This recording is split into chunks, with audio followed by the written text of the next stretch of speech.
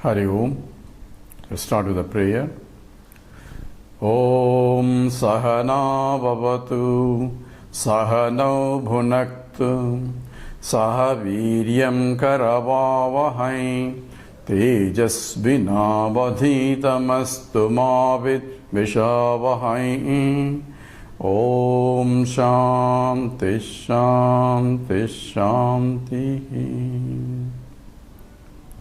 Chinmayam Vyapiyat Sarvam Trailokyam Sacharacharam Tatpadam Darsitam Yena Tasmai Sri Gurave Namaha. Sri Gurubhyo Namaha. Hari Om. So we're talking about knowledge, Prama, and we just mentioned that there are two types of Prama in the sense of direct and immediate, that is direct knowledge or immediate knowledge, and indirect knowledge or mediate knowledge. And in Vedanta also this becomes a problem, because when one hears the scriptures and understand the whole truth by logically and looking and listening to the teaching, says, yes, I have understood Vedanta, I have studied Vedanta, I have studied almost all Upanishads, and all these things people claim. And then they say, but still I have not realized. So the basic problem seems to be that I know the truth, I understand logically, it's convincing to me that I cannot be this and I am that. But yet, whole my life doesn't reflect that knowledge. So there seems to be a problem. I have understood, but I have not really understood. So this is what is called the direct is knowledge versus indirect knowledge. So I'll give you an example. I have a friend who went to the South America. There are a lot of beautiful forests, and he's a bird watcher. And after his vacation is over, he came back rushing to me and said, Haji, I saw one beautiful bird. And it's so beautiful, enchanting, I was ready to take a picture of it, and suddenly it flew away. But I still remember that beautiful. He says, how does it look like? You know, this is a very rare bird. I have never seen like that. It has one wing completely silvery side, and other wing is gold completely. I have never seen like that. And he described completely very detailed about that bird. And it's called Agau bird. Agau means AG, AU. AG means silver, AU means gold. So he defined that Agau crystal clearly. I understood. I understood exactly what he saw. And that is called indirect knowledge. Now when I went to Latin America and I saw, then suddenly I saw a bird with silvery one side a wing and other side is a gold wing. My God, this is a Agau bird that my friend was referring. Now the knowledge that I know now, it is a Agau bird, it's a rare bird, and I am seeing directly there, and I already have a previous knowledge about the description of every detail about the bird. Now I am seeing right in front of me. What is that? That is called direct, immediate knowledge. Called, this is aparoksha jnanam. Aparoksha means not immediate. And other one is paroksha jnana. Now in Vedanta also same problem occurs. When I listen to the teaching, yes, aham brahmasmi, I understood Brahma is infinite, I am looking for infinite, I cannot get anything other than that. The self is infinite, aham brahmasmi, the self that I am is Brahman. Crystal clear, no doubts about it. But in my operating, the intellect has understood, but the emotionally I have not understood. Why? Because my raga dveshas are still lingering there. You remember what are the qualifications required for a student? For that means I do not have complete sadhana chatushtayam. And therefore, even though intellectually I can appreciate, emotionally I am not able to appreciate, because there is a split between the intellect and the mind, and the split is coming due to raga dveshas. Vasanas are coming in between. That means there are remnant vasanas that are inhibiting my knowledge become as drudhaiva nishta. What Bhagavan Ramana says is drudhaiva nishta, firm abidance in that knowledge. And that can only come when I remove this raga dveshas. So what should I do in order to remove it? Constantly listen to the scriptures and contemplating on the meaning of the scriptures. Not it is some object Brahman, but that Brahman that I want to see is me, myself, as the scripture says. That has to be contemplated on, has to be remembered in every transaction that I am doing, even though I am transacting as though assuming that the whole world is different from me for transactional purposes, but understanding, I had to keep that understanding all the time in every pursuit. And in the Kenopanishad says, Pratibodha viditam matam. It is perceived in every knowledge that I am taking place, because knowledge involves a conscious entity, and I am the conscious entity, and that has to be understood while operating through the world itself, and that becomes nididhyasana. Hence, scripture says, Srotavyaha, Mantavyaha, Nididhyasitavyaha. So scripture recognizes our problem. It says, even though you understood, you is not able to firmly abide in that knowledge. So we have now a requirement. The scripture itself says, once I am a mumukshu, I am going to a teacher and to listen to the scriptures. That's called Srotavyaha. So you have to, Tavya means you have to listen to the scripture, therefore you have to hear the complete teaching. How long should I hear? So, Shravanam involves consistent, systematic study of the scriptures for a prolonged length of time until the knowledge is crystal clear. That is the definition. And this knowledge has to be gained or heard through a competent teacher. So, Shravanam is consistent, systematic, prolonged length of time under a competent teacher. And this is the definition that Swami Paramarthananda gives. And competent teacher is one. Competent teacher is the one who was a competent student before. That means that teacher learned from his teacher, and that teacher learned from his. It establishes a Guru Parampara, and also it established a methodology of teaching, a sampradayam, a methodology, because there is a technique to each, because something which I don't believe, now I had to accept in a way, for that a conviction, at the same time the truth is beyond the logic itself. It's not illogical, but it's you need a logic, at the same time truth is beyond the logic. That has to be appreciated, for that Sravanam is required. How long? Until how long, question itself drops out. And Mananam is required to reflect on the teaching, so that I have no more doubts. However, anybody asks any questions, I should be able to answer at least to my satisfaction. And that is reflecting on the teaching. And even after that, I am not able to abide in that knowledge, as just now we mentioned, because of not having a complete chitta suddhi or complete prerequisite required for that knowledge. So this nididhyasana, constant contemplation on the truth expounded by Vedanta, has to be done continuously, and that is whether in the seat of meditation or when you are transacting in the world. This knowledge has to be lingering all the time. And to the degree in which I can abide in that knowledge, I become a jnani. So stages in the jnani are described in the scriptures also. So if you go to Yoga Vashita, there are 7 steps. Or if you go to the Vidyaranya Swami, he describes many steps, stages in the jnanam. These stages are not in the knowledge itself. These stages in the seeker's position, in terms of how pure the mind is.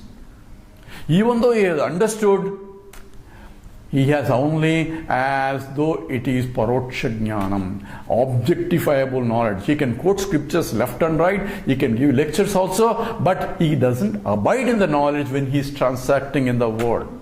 So when he is transacting in the world, it is evident in the process. Therefore, that has to be taken place by the process of nididhyasana, and nididhyasana depends upon the seeker. Can be done whether study of scriptures, continuous study of the scriptures, talking about it, listening about it. So constantly mind has to be reveling in that until it firmly abides in that. Ahaminashabhat ahamahantaya spurati hrutsvayam parama purnasa. The Bhagavan Ramana says, when this egotistical I drops out, when Swayam Sfurati spontaneously raises as I am, aham taya, Sfurati, and that I am is complete, full, Satswarupam, Purnam and Satswarupam. So how do I know that I am as established? This can be known if I don't depend on something other than myself for my happiness. This becomes a litmus test. To the degree that I still depend on something other than myself, this knowledge has not sunk in completely. So that is Purna, means I am complete, full. Therefore there is nothing I need for me to complete. Therefore there is no dependence, no desire for anything else. That understanding has to come, and only way litmus test is that I am independent of anything, of circumstances or objects for me to be happy.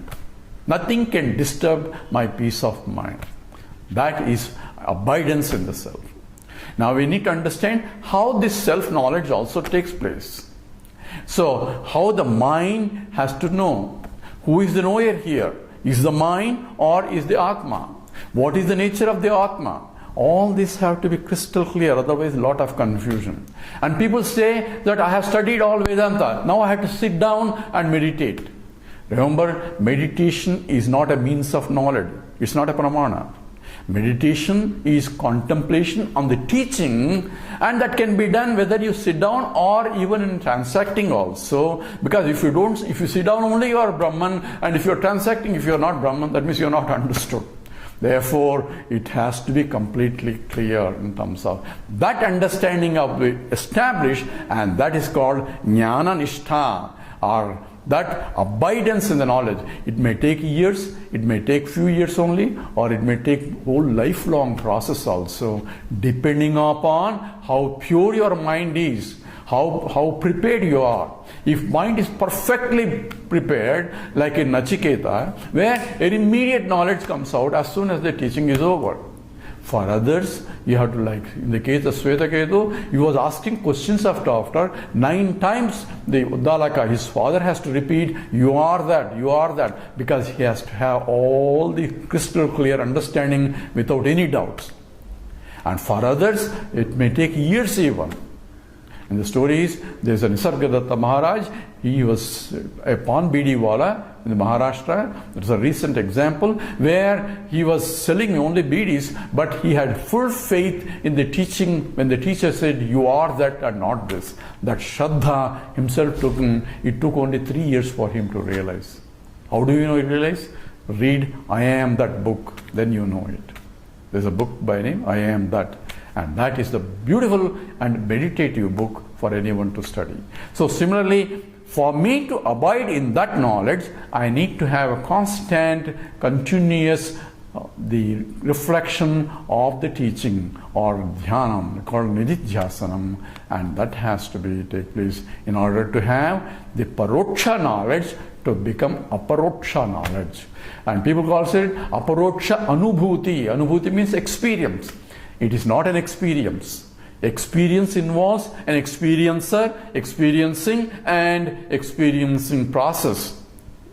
So therefore, is always called Triputi. The 3 things are there and one limits the other. Every experience is time bound.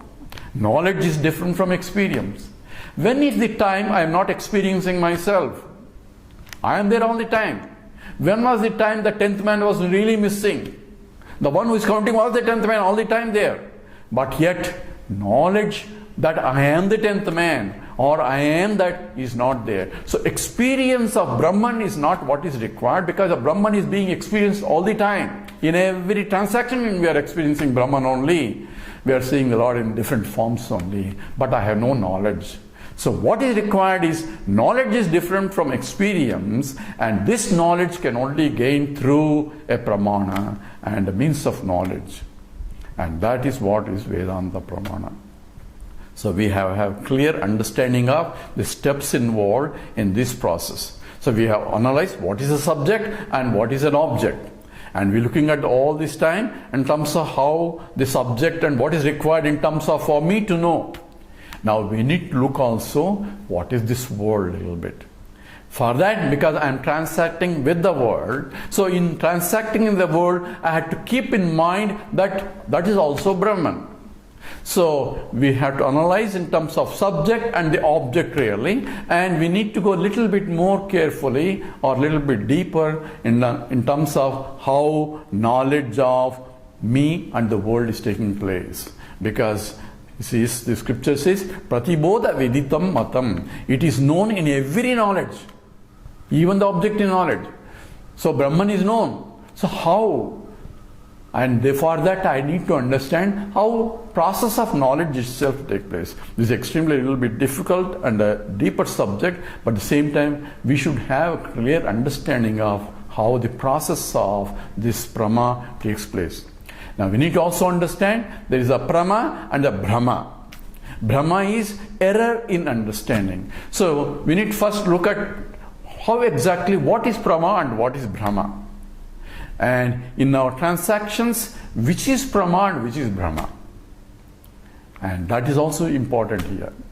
Now let's look at simple aspect of pratyaksha pramana. So in the pratyaksha pramana, when I say this is a chair, this is a table, that's a cow, this is how our knowledge takes place. And we now look at more carefully, critically, when I say this is a chair, how do you know? Oh, I can see. What do you see? A chair. So first define how do you know that is a chair? Oh, everybody told me that when I was a child, my mother told me, Bayata, that is a chair. Don't spoil the chair, that's a chair. So from the knowledge, everybody knows that. But by knowledge, when it grows, I learn this form, this shape is a chair. Now, be careful. How do I know that something is a chair? How the process of knowledge occurs? Because we take things granted and we say the whole world I am seeing it. But what do you really see? Eyes can only see colors and forms. So, form of a chair is a chair that I think. Right? So, eyes can only see forms. Form and color are attributes of the object. Same way, ears can only hear depending upon the capacity of the hearing. My wife is complaining that I am not listening to her because my ears are not able to function properly. So, ears' capacity depends upon the sense organs. Eyes' capacity depends upon my sense organs. Now see, when I say that is a chair, two things. Chair has to be there, I am there, my senses also have to operate properly for me to see the chair correctly.